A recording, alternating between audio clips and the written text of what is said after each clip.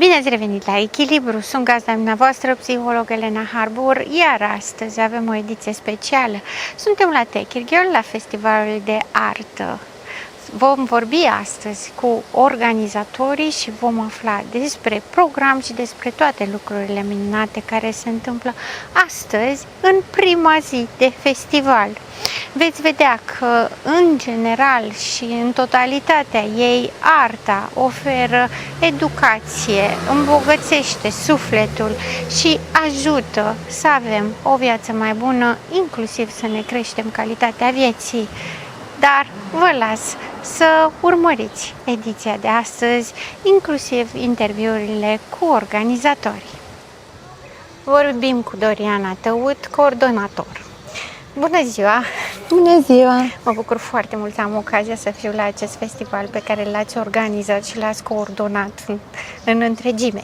Ne bucurăm nespus să vă avem aici. Mulțumesc frumos! Care este ideea festivalului?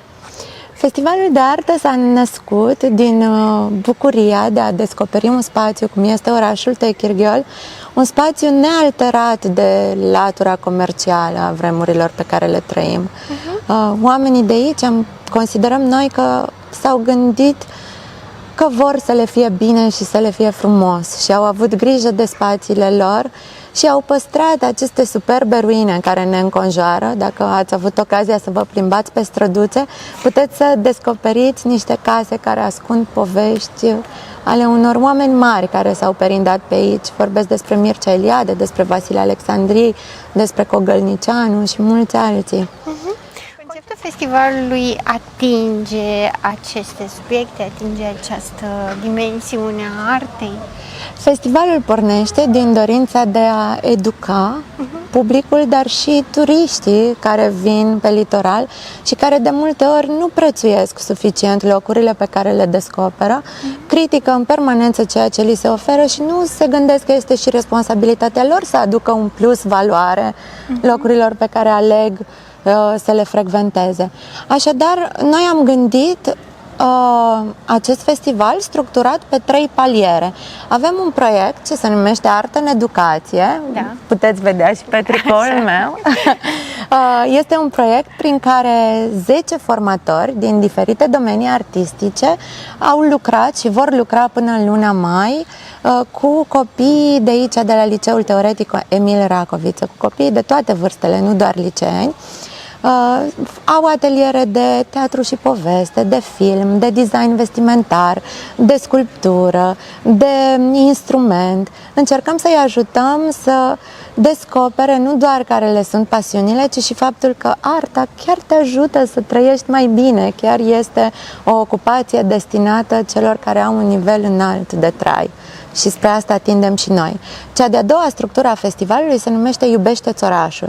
Este un proiect finanțat de Ordinul Arhitecților Români, prin care am încercat să valorizăm câteva dintre ruinele de aici din oraș cu poveștile lor, iar în cadrul festivalului de artă îi așteptăm pe toți cei care doresc să participe la un tur ghidat oferit prin proiectul Iubește-ți orașul, care îi va purta prin toate cotloanele Techir Girl-ului, cotloane care ascund povești foarte interesante, pot spune.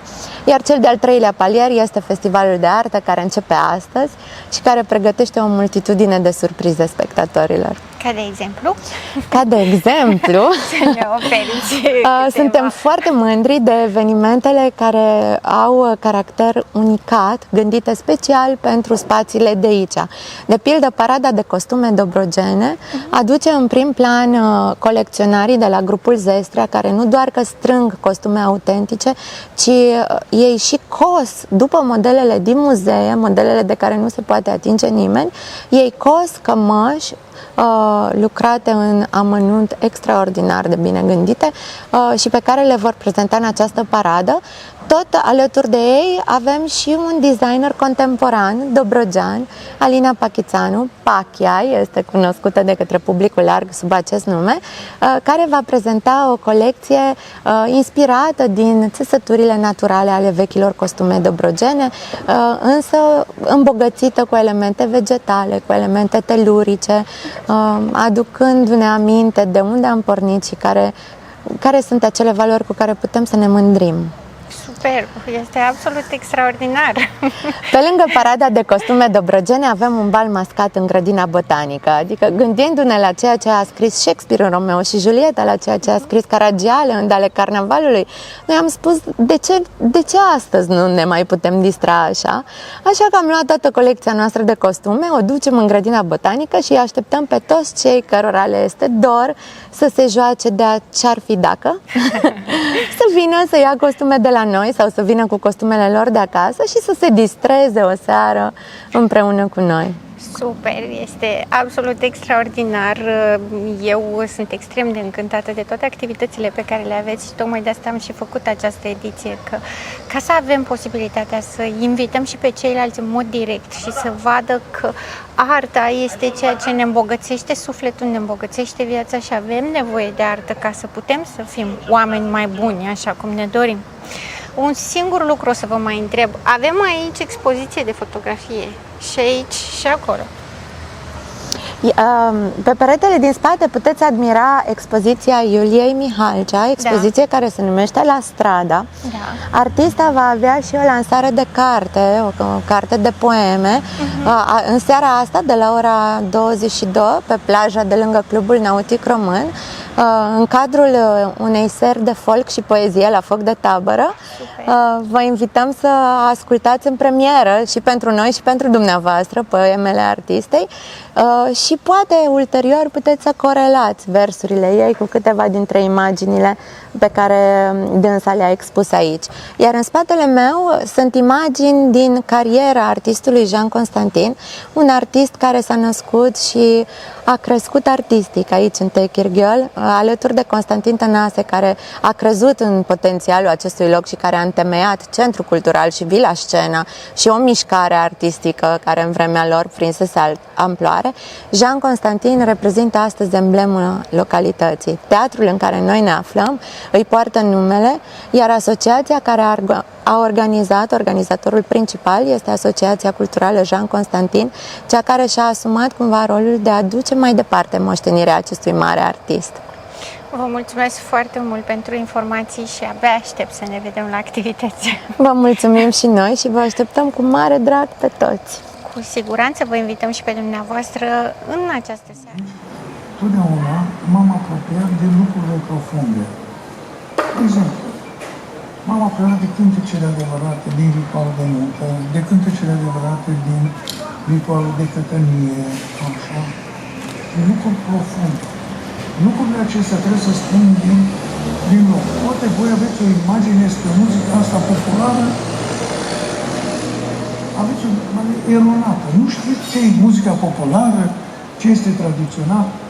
Se cântă mult în ziua de astăzi, dar prost. Se cântă mult. Oamenii vreau să fie ce nu pot fi. Cântă peste noapte. Ei vreau să devină artiști. Doar sunt artiști? Nu sunt artiști. Dacă tu ești la IATC, asta trebuie să faci acolo. Chiar vă sunteți pregătiți să fiți artiști. Voi când intrați pe scenă și aveți un rol, voi trebuie să creați o imagine, o poveste. Să creați o poveste. Cum puteți crea povestea aceasta? Sunt piese de teatru de autor. Este și teatru popular, unde oamenii creează ei în comunitate și se adună. Există un teatru popular, dar unde ai de jucat pe scenă Shakespeare, trebuie să creezi o poveste în funcție de text. De obicei, poveștile acestea nu se creează. Atunci, omul respectiv trebuie să aibă inteligență, trebuie să aibă intuiție, trebuie să aibă expresivitate, așa, trebuie să aibă bun gust, așa, gust estetic și peste toate astea trebuie să aibă talent. Că ei totul zice, ăsta are talent. Are talent. De ei nu știu ce cu talent acesta. Are niște deprinderi speciale, dar nu-i de ajuns. Și atunci, toată povestea asta trebuie împănată. Așa cum am spus, cu inteligență, cu intuiție, cu expresivitate. Cine nu reușește să creeze o poveste în scenă, trebuie să se reprofileze. Artist pentru este oriceva. Vine unul aici pe scenă, cântă, așa, o lălăită, așa zic eu la cântecele, le numesc eu cântecele, o lălăită, adică lălăiesc. Prima melodie e lălăită, a doua este lălăită, a treia este lălăită, a patra lălăită, toată lumea strigă, ridică mâinile pe sus, bis, și pleacă acasă. Păi nu-i artist până în cap. Vorbim cu Paul Sidhigea, organizator și regizor. Bună, Paul! Să rămână. Mulțumesc pentru invitația la festival, îmi face mare plăcere să fiu aici. Și mie să vă avem aici. Sunt foarte încântată de activitățile voastre, am vorbit și cu Doriana mai devreme, dar vreau să ne spui și tu ce ai vrut tu să obții cu festivalul ăsta. E o adevărată poveste aici în spate. Totul a pornit de la un vis pe care l-am avut acum mulți ani, de a avea o competiție internațională de film. La rândul meu, amator la acea vreme, pot să spun că îmi lipsea acest lucru și am zis că în primul rând vreau să ridicăm, cu ghilimele de rigoare, amatorii, începătorii, să-i ajutăm să pornească la drum. Pentru că este un drum anevoios, și aici ne referim strict la cinema, și orice imbold este mai mult decât binevenit. Mai ales, nu știu, un premiu în bani, să spunem, am reușit și în această ediție să avem acest premiu. Da, este a doua ediție, a mai fost una anul trecut. A mai fost una anul trecut, da. Aceleași premii și eu simt o mare bucurie, în primul rând, pentru această parte cinema, să spunem, de film, dar mai mult decât atâta, mă bucură faptul că festivalul chiar a ajuns să fie de arte, nu doar de o artă. Și după cum spuneam, cred că despre asta este vorba și despre asta ar trebui să fie vorba, cred eu, în mai multe locuri. Să încercăm să ridicăm tinerii și, bineînțeles, nu numai, să sprijinim cultura, pentru că, să fim serioși, cultura e la baza oricărei societăți. Da, și cultura educă în sine și voi ceea ce vreți să faceți este să oferiți o șansă. Exact. Și mai mult decât atât, că vorbeam și cu Doriana despre chestia asta, este vorba despre educația populației, Da. Educarea prin artă, sensul artei în viața noastră. Da, da. Este foarte bine și aveți foarte multe activități. Doriana ne-a povestit așa pe secvențe. Eu una sunt încântată, abia aștept să particip la ele. Sper că și telespectatorii noștri vor dori să participe și vor veni în număr cât mai mare posibil, pentru că chiar merită. Voi ați muncit foarte mult și mai mult decât atât aveți și susținerea autorităților să faceți atât de multe lucruri. Pentru că sunt multe lucruri într-un timp relativ scurt, sunt doar 4 zile. Da, da. Și pentru aceste 4 zile lucrăm un an de zile, exact, ca să iasă la un nivel cât mai înalt, cu posibilitățile, bineînțeles, care ne sunt la dispoziție, cunoștințele noastre și, nu în ultimul rând, cred că e foarte important să spun că noi dăm 110% din experiența noastră, din puterea noastră fizică de a munci, pentru că este foarte multă muncă fizică. Da? Și ce îmi place mie și aș vrea să menționez este, sau ce mă bucură pe mine, este faptul că avem șansa și să fim alături de alți oameni care se numesc voluntari. Iar acești oameni cred eu că ar trebui menționați de fiecare dată, pentru că munca este enormă. Ceea ce fac ei este munca lor este foarte prețioasă și fără de care noi nu putem înfăptui toate aceste lucruri. E una să scrii o idee ca și la film, e alta să o înfăptuiești. Iar acești oameni sunt oamenii care stau mereu în spate, ca și oamenii mei de la tehnic, pentru că eu și coordonez și secția tehnică. Da. Și acești oameni pe care noi nu-i vedem, cei din spatele cortinei, de fapt reprezintă un foarte mare procent din întreg proces. Și da, pe mine mă bucură foarte mult ce se întâmplă. L-am avut și pe domnul Leșe mai devreme, ce să zic, suntem foarte mândri. Da. Care este activitatea ta preferată din acest festival? Nu pot să zic asta. Nu pot zic asta. Știu, fără să fie într-un fel a pune în umbră celelalte activități pe departe, nu asta este ideea, ci aș vrea să le lansez o invitație telespectatorilor noștri. Asta te-am întrebat. Da. Să-i faci o invitație directă. Directă, mă uit la cameră. Da, te rog. Vă invităm cu mare drag la Festivalul de Artă. Avem o mulțime de surprize și cred că acest lucru poate veni în ajutorul dumneavoastră, pentru că niciodată n-ai de unde să le știi pe toate și de asta e foarte bine să vedem cum se creează, cum se înfăptuiesc anumite procese în artă. Pentru că sunt și ele nevoioase, sunt și ele dificile și sunt niște oameni care lucrează mult acolo și noi asta vrem să arătăm. Vă invităm cu drag. Am zis prea mult. Nu, ai zis foarte bine, pentru Da. că exact la asta mă gândeam în timp ce vorbeai, că e o mare diferență între omul care apare pe scenă și Da. omul care este spatele scenei, Da. fără a pune tot așa în umbră pe vreunul dintre ei doi. Munca este foarte mare din ambele părți. Muncă și, de echipă. Da, Da. o echipă care se coordonează și care prețuiește fiecare om în parte Exact. și fiecare ce are specific de făcut. Exact. Și mai mult decât atât este caracterizat omul din spate de această timiditate care e Da. o naturalețe care totuși trebuie să fie cunoscută și valorizată la adevăratul potențial. Despre asta vorbeam, da. E foarte important că oamenii ăștia sunt tot timpul în spate și, repet, fără ei nu putem face asta. Îți mulțumesc foarte mult, Paul. Mulțumesc și eu. Și vă mulțumesc și dumneavoastră. Fiți cu ochii pe festival și veniți, chiar merită. Un film de Fritz Lang, clasat în 1927, unul dintre cele mai mari filme SF din istorie. Oficial, unul dintre primele din istorie. Ce se întâmplă în desenul ăsta, dacă vă uitați, este modelul de film, da? Vedem o societate distopiană în viitor, totul e distrus, nu știm exact, e ceva neclar, obscur în spate. Uitați cum sunt turnele pe clădiri în spate. Azi niște turnuri, zbâieruri. Nu vedea așa ceva până atunci.